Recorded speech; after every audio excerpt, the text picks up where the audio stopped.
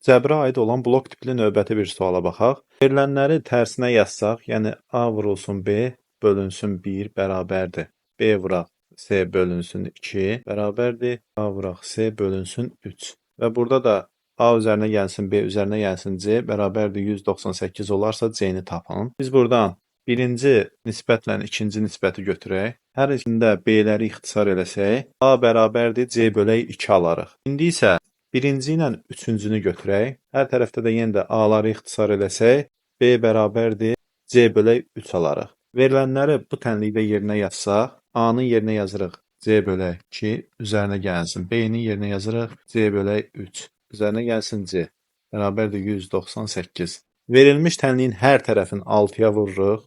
6 ilə 2 ixtisar gedər, olar 3C, üzərinə gəlsin. 6 ilə 3 ixtisar gedər, 2C, üzərinə gəlsin 6C.